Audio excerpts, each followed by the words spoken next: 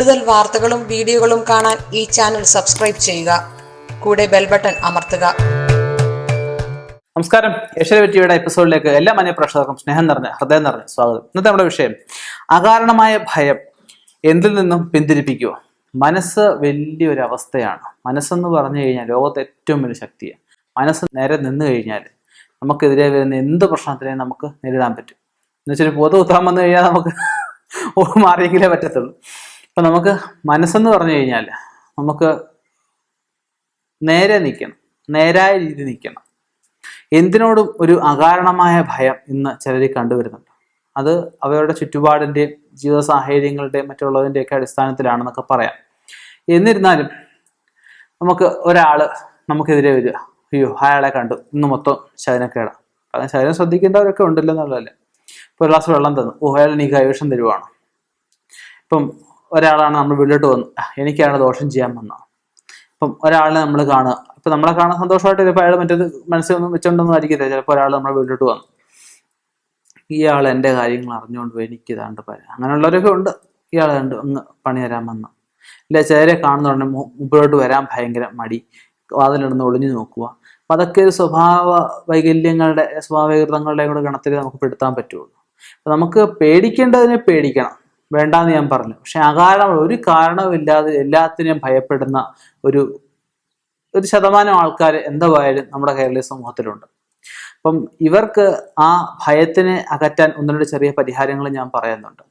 പിന്നെ ഇവരോട് എനിക്ക് പറയാനുള്ളത് എന്താണെന്ന് വെച്ച് കഴിഞ്ഞാൽ, നമ്മൾ ഭയന്നിരുന്നു കഴിഞ്ഞാൽ, അല്ലെ നമ്മൾ ഒളിച്ചിരുന്നു കഴിഞ്ഞാൽ, ഇന്നത്തെ ലോകം കഷ്ടപ്പെടുന്നവനെ, കഴിവുള്ളവനെ ശ്രദ്ധിക്കുന്ന ലോകമാണ്.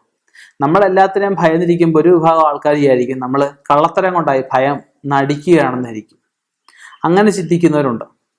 അല്ലാതെ തന്നെ നമ്മൾക്ക് മാനസിക പ്രശ്നമാണെന്ന രീതിയിൽ അതിനുള്ള ഗുളികകൾ തരികയും സൈക്കാട്രിസ്റ്റ് പോലുള്ള ആൾക്കാരെ കാണിക്കുകയും ചിത്തഭ്രമമാണ് അല്ലെ മാനസിക ഭ്രാന്തിയാണ് ചിലപ്പം അവരെ ഈ പറഞ്ഞ സെല്ലിടുകയൊക്കെ ചെയ്യും.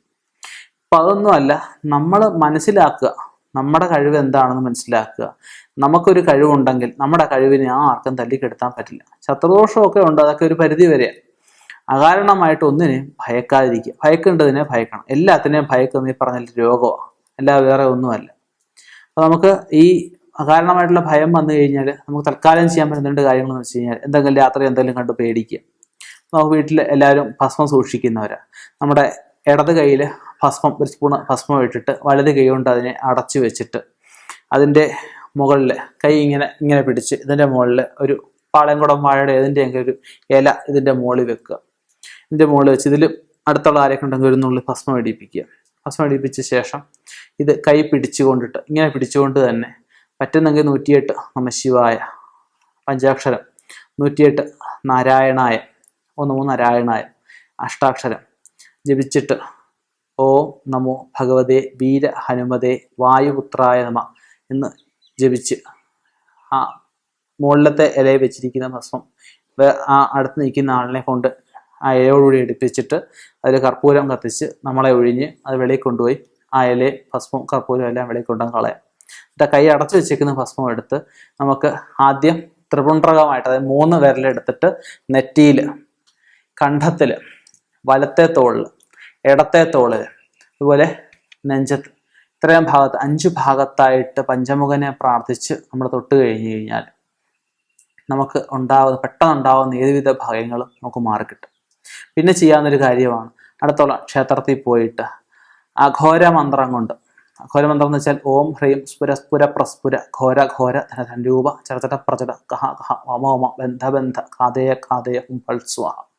ഈ അഘോര മന്ത്രം കൊണ്ട് നമുക്ക് ചരട് ജപിച്ച്, നമുക്ക് ആണുങ്ങളാണെങ്കിൽ കയ്യിൽ, വലത് കയ്യിൽ ഈ ഭാഗത്തോ കെട്ടാം. അല്ല സ്ത്രീകളൊക്കെ ആണെങ്കിൽ ചരടായിട്ട് കയ്യേലും കെട്ടാം, അരയിലോ കഴുത്തിലോ എവിടെ വേണമെങ്കിലും കെട്ടാം. ഇനിയിപ്പം ശരീരത്തിൽ ചരട് കിട്ടുന്ന ഇഷ്ടമല്ലാത്തവരാണെങ്കിൽ അത് പേഴ്സിനകത്ത് വെക്കാം.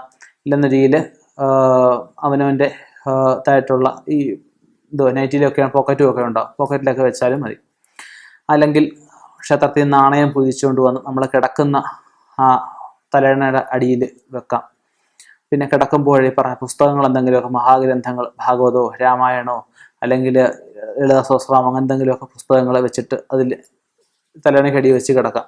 ഇതിലൂടെയൊക്കെ നല്ല വിധത്തിലുള്ള ഒരു ഭയങ്ങൾ മാറുന്നതാണ്. പിന്നെ ധരിക്കാൻ പറ്റുന്ന യന്ത്രമാണ് അഘോര യന്ത്രമുണ്ട്, പിന്നെ ഭൈരവയന്ത്രമുണ്ട്, മഹാഭൈരവയന്ത്രമുണ്ട്, മഹാകാളി യന്ത്രമുണ്ട്, പിന്നെ കുബ്ജിക യന്ത്രമുണ്ട്. അങ്ങനെയുള്ള കുറേ യന്ത്രങ്ങളുണ്ട്. അകാരണമായിട്ടുള്ള ഭയം നമുക്ക് ഈ കൗൺസിലിങ്ങിലൂടെയും ഈ പറഞ്ഞ യന്ത്രധാരണത്തിലൂടെയൊക്കെ മാറ്റിയെടുക്കാൻ പറ്റും. പിന്നെ ചിലർക്ക് അകാരണമായിട്ടുള്ള ഭയം ബാധാവിഷയം മുഖേന വരാം. അത് നമുക്ക് പ്രശ്നം നോക്കിയിട്ട് ഏത് ബാധാവിഷയമാണ്, എങ്ങനെ കൂടി അതെല്ലാം വിശദമായിട്ട് നോക്കി നമുക്ക് ആവാഹിച്ച് മാറ്റാവുന്നതേ ഉള്ളൂ. അപ്പം എന്തായാലും ഈ അകാരണമായ ഭയം കൊണ്ട് ഒരാൾ പിന്തിരിഞ്ഞ് നിൽക്കുക, എല്ലാത്തിനെയും ഭയപ്പെട്ട് നിൽക്കുകയാണെങ്കിൽ അദ്ദേഹത്തിനെ മുന്നോട്ട് കൊണ്ടുവരാൻ കുടുംബാംഗങ്ങളും മറ്റുള്ളവരും എല്ലാം ശ്രദ്ധിക്കുക. ഇനിയും ഇതുപോലുള്ള വ്യത്യസ്തമായ വിഷയങ്ങളുമായി കണ്ടുമുട്ടാം. നിർത്തുന്നു. നന്ദി, നമസ്കാരം.